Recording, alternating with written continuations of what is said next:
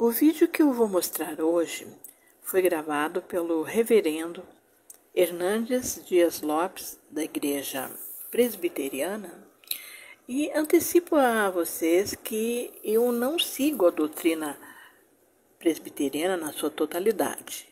Eu tenho a fé batista, eu tenho a doutrina batista como prioritária na minha vida.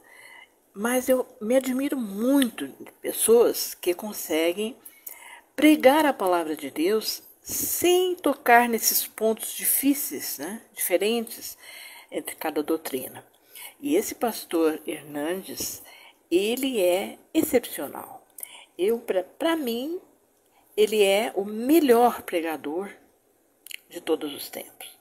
De uma clareza, de uma profundidade. Eu admiro, sabe? Ele é realmente uma pessoa iluminada. Assista o vídeo até o fim e você vai saber detalhes de como reconhecer o anticristo. Eu preciso lhe fazer uma pergunta honesta e muito séria. Quem é o anticristo? Você sabe quem é o anticristo? Será que podemos saber? Temos alguma pista? Alguma indicação? Algum norte para termos essa resposta? Talvez é preciso conceituar o que é anticristo. É um sistema? É um partido político? É uma ideologia? É uma corrente filosófica? É um governo impessoal? Quem é o anticristo? Durante a história, várias pessoas ousaram afirmar que o anticristo é este, ou aquele outro. Quem é o anticristo? Os reformadores do século XVI e os documentos teológicos produzidos pós-reforma, sobretudo as confissões de fé, escritas na sua maioria pelos puritanos, entendiam que o Papa era a figura do anticristo. Pelo fato de que naquele tempo as perseguições, a Inquisição vinham, em grande parte, patrocinados pelo Papa. Também porque a figura dele usurpa o lugar do Pai, conforme Mateus 23:9, o lugar do Filho, quando ele se apresenta como fundamento da igreja, cabeça da igreja, e sumo pontífice, essa palavra sumo pontífice, que significa supremo mediador, ou sumo sacerdote, posição só ocupada por Jesus, e também usurpa o lugar do Espírito Santo, quando ele se apresenta como vicário Filho de Deus, ou vigário do Filho de Deus, que significa em latim o substituto do Filho de Deus, quando na verdade esse é o papel do Espírito Santo. Mas fica a pergunta, quem é o anticristo? Não se fecha essa questão. Todas as pessoas que disseram este, ou aquilo outro, fracassaram. Podemos afirmar, e a Bíblia diz isso, há muitos anticristos. O espírito da iniquidade já opera no mundo. A palavra anticristo tem dois significados, aquele que é contrário a Cristo e aquele que se coloca no lugar de Cristo. Tem muitos anticristos por aí. Esse espírito já está operando. Mas eu quero examinar com você, com mais vagar, dois textos da Bíblia que apresentam de maneira mais clara quem é o anticristo. Então, o primeiro texto que eu convido você para examinar comigo é Apocalipse capítulo 13, versos de 1 a 8. E eu vou ler versículo por versículo para a gente ir examinando juntos. Se você está aí com a Bíblia na mão, ou disponível para abrir a Bíblia comigo, vai ser muito bom, muito bom. Então está escrito assim. Primeiramente, me permita dizer que Apocalipse é um livro simbológico. São figuras simbólicas, retratando verdades espirituais. Está escrito, vi emergir do mar uma besta, que tinha 10 chifres e 7 cabeças, E sobre os chifres 10 diademas, e sobre as cabeças nome de blasfêmia. Quando ele diz vi surgir do mar, não é o mar Atlântico, o Oceano Pacífico, o Mediterrâneo. Essa é uma figura simbológica e ela é interpretada aqui no livro de Apocalipse mesmo, capítulo 17, verso 15, fala o que significa essas águas do mar. Falou-me ainda, as águas que viste, onde a meretriz está assentada, são povos, multidões, nações e línguas. Ou seja, quando diz que a besta surge do mar, ela vem dessa turbulência das nações, dessa confusão das nações, desta efervescência étnica de tantos povos, de tantas línguas, de tantas raças.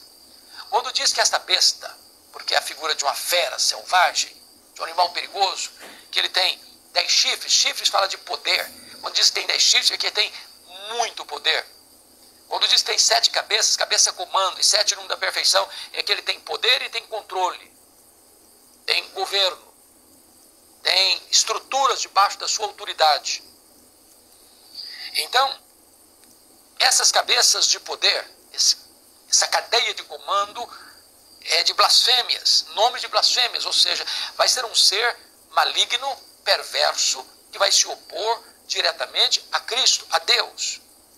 Versículo 2. A besta que vi era semelhante ao leopardo, com pés como de urso, boca como de leão. O que significa isso? Ele está trazendo à tona 3 feras selvagens, leopardo, urso e leão. Assim como esses animais selvagens são predadores perigosos, que subjugam suas presas, que destroem suas presas, que se alimentam de suas presas, ele virá na força desses animais selvagens, com o mesmo poder de destruição, com a mesma fúria para destruir, devastar, arruinar. Prosseguindo, versículo 2, e deu-lhe o dragão o seu poder, o seu trono e grande autoridade. Preste atenção agora. O dragão é uma figura do diabo. O diabo é esse ser caído, maligno, perverso, assassino, ladrão, pai da mentira, destruidor. O diabo vai dar a este anticristo 3 coisas. Primeiro, o seu poder. Segundo, o seu trono. Terceiro, grande autoridade. Então você percebe que o anticristo vai ser uma espécie de incorporação do próprio diabo. O poder que ele vai exercer é o poder do diabo transferido a ele. A autoridade que ele vai ter é a autoridade do diabo transferida a ele. O trono do diabo vai ser o trono dele. Comando, controle. Versículo 3. Então vi uma de suas cabeças como golpeada de morte, mas essa ferida mortal foi curada, e toda a terra se maravilhou seguindo a besta. Ou seja, o diabo é um imitador. Sendo Deus trino, Pai, Filho e Espírito Santo, ele vai tentar imitar isso, um simulacro da Trindade. O dragão, o anticristo, o falso profeta. Como Jesus foi golpeado pela morte, morreu e ressuscitou, ele vai tentar um simulacro de morte e ressurreição. Vai se levantar de uma ferida mortal. O resultado desse fato extraordinário, está escrito, toda a terra se maravilhou seguindo a besta. Toda a terra não é terra, terra, chão, poeira, pedra, areia. Não, toda a terra, gente, pessoas. Está escrito, toda a terra se maravilhou e seguiu o anticristo. Aqui é a figura de anticristo. Versículo 4. E adoraram o dragão, porque deu a sua autoridade à besta. Ou seja, o anticristo recebe a autoridade do diabo, e as pessoas que seguem o anticristo adoram o diabo, adoram o dragão. Também adoram a besta, ou seja, o anticristo vai ser objeto de adoração, assim como o diabo vai ser objeto de adoração. As pessoas vão adorar o diabo, que é o dragão, e vão adorar a besta, que é o anticristo. Agora note, na medida em que as pessoas vão adorar o diabo e o anticristo, elas vão fazer uma pergunta, dizendo, quem é semelhante à besta? Quem pode pelejar contra ela? Agora, a figura do anticristo cresce a tal ponto, no imaginário popular, que a pergunta que as pessoas vão fazer é esta, quem é como a besta? Quem? É a figura mais importante, mais poderosa, que tem mais controle, que tem domínio de tudo. E a pergunta segunda é esta: quem pode pelejar contra ela? Quem pode pelejar contra o anticristo? Vai parecer um ser imbatível, invencível, insuperável. Porque o diabo deu para ele seu poder, seu trono e sua autoridade. Versículo 5. Foi-lhe dado uma boca que proferia arrogâncias e blasfêmias e autoridade para agir 42 meses. Isso é um termo simbólico, na melhor das interpretações que já encontramos até hoje. Esse espírito do anticristo opera desde a primeira à segunda vinda de Cristo. Mas o diabo e o anticristo têm um tempo limitado. Ambos, tanto o dragão quanto a besta, tanto o diabo quanto o anticristo, vão ser lançados no lago do fogo. Apocalipse 19, eu quero ler isso para você, no versículo de número 20 está escrito assim: mas a besta foi aprisionada, que é o anticristo, e com ela o falso profeta, que com sinais feitos diante dela, seduziu aqueles que receberam a marca da besta, a marca do anticristo, e eram os adoradores da sua imagem. Os dois, anticristo e falso profeta, foram lançados vivos dentro do lago do fogo que arde com enxofre. Então, ele é um ser que tem tempo de validade. E vai ser fragorosamente derrotado. E peremptoriamente condenado. Irreversivelmente condenado. Seguindo a leitura no verso 6. E abriu a boca em blasfêmias contra Deus, para lhe difamar o nome e difamar o tabernáculo, a saber, os que habitam no céu. Veja você, que agora tem um outro elemento desse anticristo. Ele é um blasfemador. Ele vai se insurgir contra Deus, falar impropérios contra Deus. Como ele não pode atingir aqueles que já foram glorificados, ou seja, desde Abel, que foi a primeira pessoa a morrer na história, até o último homem que vai morrer na história. Ele vai agir aqui na terra. Mas esses que já morreram já estão com Cristo, a alma deles já está reinando com Cristo. Ele não podendo atingir essas pessoas, ele vai falar mal delas. Está escrito: para lhe difamar o nome, difamar o tabernáculo, a saber, os que habitam no céu. Ele vai atacar os que moram na terra e ele vai falar mal dos que moram no céu. Agora veja comigo o verso 7. Foi-lhe dado também, preste atenção no também, que está acrescentando mais alguma coisa. Foi-lhe dado também que pelejasse contra os santos. Quem são os santos? Vamos entender essa palavra, porque muita gente acha que santo é aqui que não peca. Às vezes você diz: você, e aí santo, tudo bem? Eu falo: não, eu sou santo não. A ideia é de santo que as pessoas têm, de uma pessoa que não tem pecado. Mas santo, na linguagem bíblica, é aquele que foi separado para Deus. É aquele que foi salvo pela graça. Embora ainda continue sendo um pecador, é santo. Posicionalmente e processualmente, sendo santificado. Então, ele vai pelejar, está escrito aqui, foi-lhe dado também. Agora preste atenção. Foi-lhe dado. Lhe dado. E quem que deu? Veja você que quem tem toda a autoridade nos céus e na terra é Jesus. O diabo e seus agentes só podem agir debaixo da permissão de Jesus. O anticristo não pode agir à revelia do controle de Jesus. Foi-lhe dado que pelejasse contra os santos e os vencesse. Como assim? Como é que o anticristo vai pelejar contra os santos, contra a igreja, e vencer os santos, e vencer a igreja? Eu vou explicar isso muito bem. O anticristo vai chegar, ele não quer, na verdade, matar. Ele quer levar um crente à apostasia.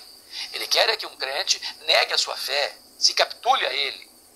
Mas no momento em que um crente, em vez de negar a sua fé, blasfemar contra Deus, rejeitar Jesus para adorar o anticristo, esse crente diz: não, eu prefiro morrer, abandonar a minha fé, o anticristo mata. É nesse sentido que quer dizer que ele vence. Ele vai derramar sangue de muitos cristãos. Olha mais. Deu-se-lhe ainda autoridade sobre cada tribo, povo, língua e nação. Ou seja, o governo dele, o controle dele vai ser universal. Universal. E prossegue. E adorá-la-ão, ou seja, adorarão o anticristo, todos os que habitam sobre a terra. Ou seja, se o governo dele vai ser extenso sobre toda a terra, toda a população da terra vai adorar o anticristo. E aqui tem uma cláusula de exceção. Preste muita atenção aqui. Todos vão adorar o anticristo, exceto todos aqueles cujos nomes foram escritos no livro da vida do Cordeiro, e esses são aqueles que creram no Senhor Jesus, foram regenerados, justificados, estão sendo santificados, são habitados pelo Espírito Santo. Esses cujos nomes estão escritos no livro da vida, nenhum desses vai adorar o anticristo. Nenhum desses. Em outras palavras, Jesus não vai perder nenhuma das suas ovelhas para o anticristo. Porém, todos aqueles cujos nomes não estão escritos no livro da vida, ou seja, que não foram regenerados, salvos pela graça, todos vão adorar o anticristo. Agora, vamos entender outra coisa aqui, porque está escrito que foi dado a ele pelejar contra os santos e os vencesse. Mas no capítulo 12, desse mesmo livro, de Apocalipse, versículo 11, está escrito assim: eles, pois, o venceram. Venceram quem? Eles quem? Os santos. Venceram quem? Venceram o diabo e seus agentes, por causa do sangue do Cordeiro e por causa da palavra do testemunho que deram, e mesmo em face da morte, não amaram a própria vida. Ou seja, o anticristo vai vencer os crentes, porque pode matá-los. Mas quando o crente prefere morrer a negar sua fé, o crente derrota o diabo e o anticristo. E o crente derrota o diabo e o anticristo, não com armas carnais, mas pelo sangue do Cordeiro e pela palavra do testemunho. E testemunho no grego é martiria, de onde vem a palavra mártir. Então o crente, ao morrer pela sua fé, ele vence o diabo, ele vence o anticristo. Esta é a informação que João nos traz no capítulo 13 de Apocalipse. Agora eu quero remeter você para um outro texto, que é 2 Tessalonicenses capítulo 2, versos 7 a 12. Então, se você está com a sua Bíblia aí, vai comigo para lá, para a gente fechar esse assunto. Capítulo 2, 7 a 12. Eu vou ler também versículo por versículo para clarear. Está escrito assim: com efeito, o mistério da iniquidade já opera, e aguarda somente que seja afastado aquele que agora o detém. Então, esse espírito do anticristo já está operando, desde a primeira vinda até a segunda vinda.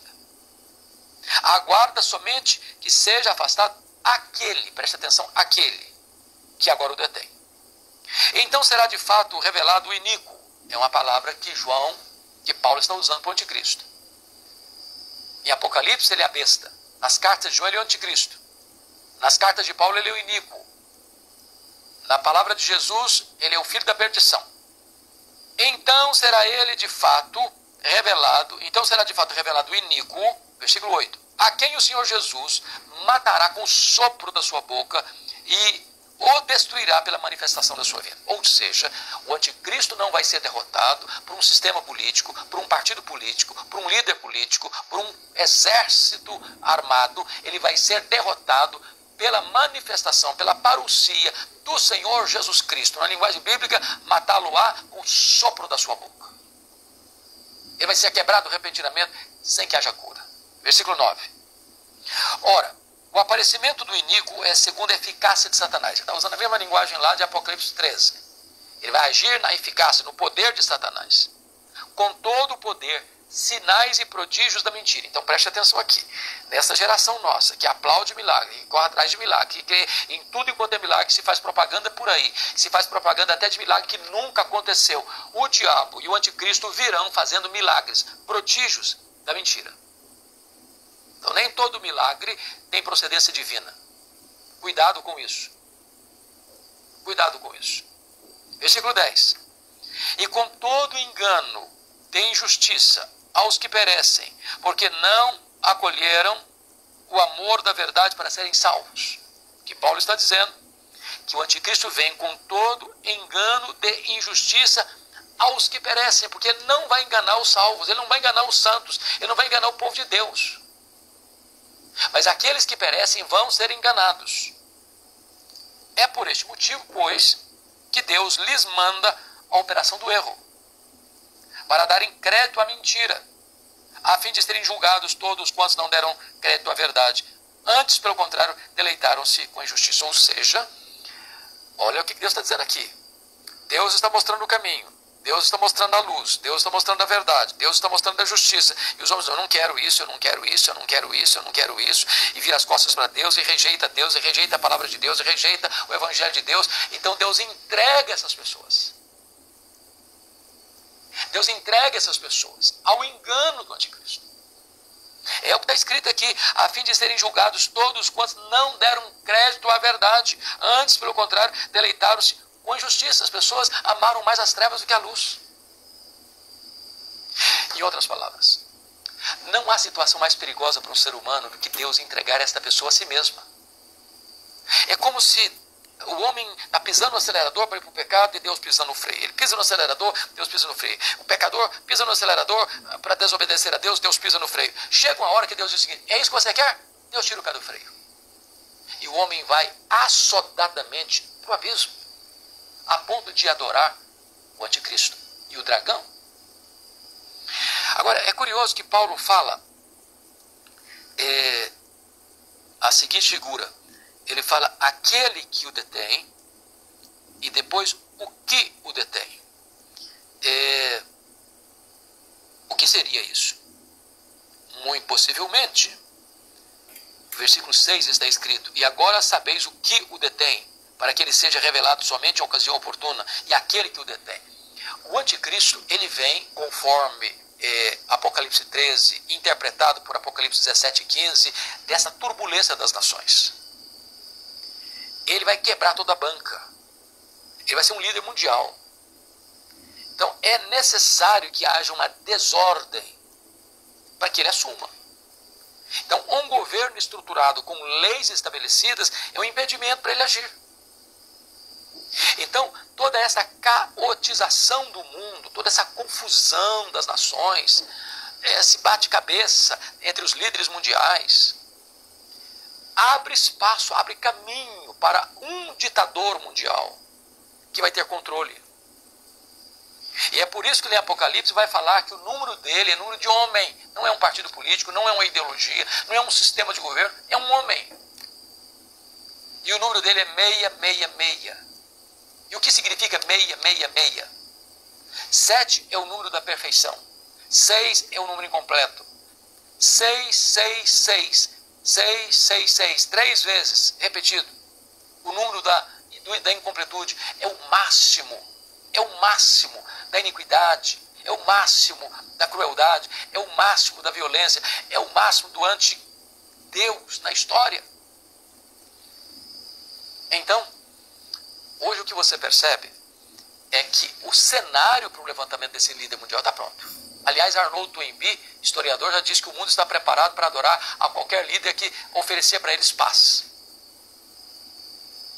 Hoje você percebe que os dados dos mais de 8 bilhões de habitantes do planeta podem ser empacotados na cabeça de um alfinete. O avanço tecnológico, a comunicação célere, a inteligência artificial, o controle e o supercontrole, hoje consegue ter dados de todos os habitantes da Terra, tudo debaixo de um controle. Imagine isso nas mãos de um ditador mundial, que reúne em si poderes sobre-humanos, que receberá autoridade, o trono e o poder de Satanás. Foi lhe dado esse poder por um tempo limitado. Quem é o anticristo? É este ser humano que recebe um poder maligno para agir em um tempo limitado, com poder limitado, que só Deus tem todo o poder. E é necessário que você se prepare. É necessário que você esteja preparado. Porque a única maneira de se escapar deste poder quando ele chegar é você estar abrigado debaixo do sangue de Jesus.